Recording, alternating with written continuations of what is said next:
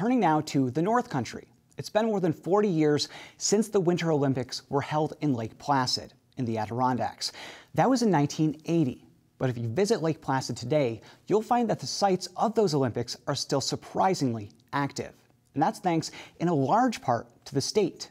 That's according to a new story from NPR's Brian Mann in the magazine Adirondack Life. That shows more than $500 million in state spending on the Olympic sites over the last 6 years alone. Brian joined us this week with more on that story. Brian, thank you so much for being here. We appreciate it. Thanks for having me on. Of course. So we're talking about a little more than $500 million invested in the Olympic Regional Development Authority up there in Lake Placid over the last 6 years. It's a lot of money. I think anybody can recognize that. What has it been going towards, I guess? That would be my first question. Well, I think the thing that shocked us when we started investigating, because that was the number that got our attention, is it actually is already a lot more money than that. It's already up around $700 million that's been spent on the Olympic Authority. And it's gone to refurbish and to expand and improve winter sports and tourism venues, mostly around Lake Placid, this village of about 2,300 people, but also in the Johnsburg area of the Adirondacks and Bel Air in the Catskills, the ski area there.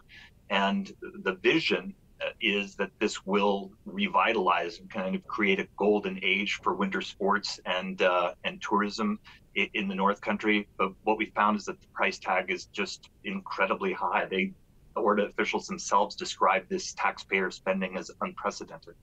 So do we know what changed there? You report in the story how there was a major uptick in spending towards ORDA up there. Do we know what changed in the last 6 years right before that to make the state start investing? It's really a shocking and kind of tectonic shift. So what we saw for years was Albany officials complaining to ORDA when they would lose $5 or $10 million, and that would be described as red ink.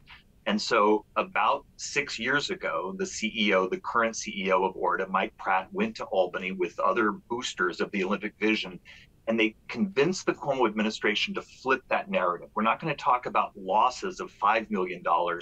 Let's talk about investments of $150 million. And ultimately, what we find is that they are now on track within the next couple of years to spend $1 billion. And what Albany officials say is, look, we think that this will create economic activity, it'll attract tourists, it'll be a really big boon to the North Country and also to the Catskills. What we found were some real questions about the management and the planning to make that huge investment actually pay off. Yeah, talk to me about that part. What were those questions that you found? What did you see? Well, so ORDA has always had a very troubled financial history. Just before this surge of spending began, the controller issued a report slamming the organization for having poor planning, poor accounting procedures. It was really a deep dive on the organization's accounting, and it was not pretty. What we found were really significant questions about whether real reforms have been made.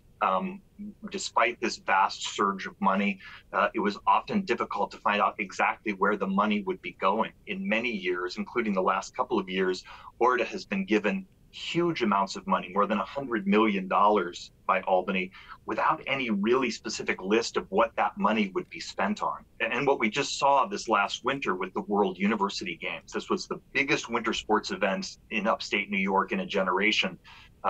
State officials spent more than $500 million preparing for it, $552 million by their accounting.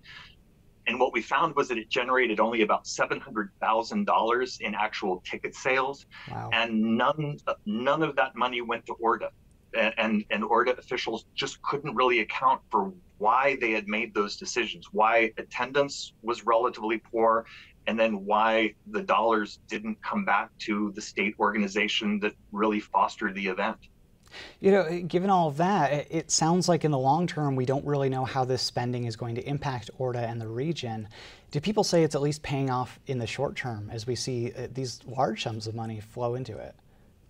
Look, if you spend hundreds of millions of dollars on small mountain villages, there's going to be an economic impact. And there are many people who we spoke to who say ORDA is an essential organization.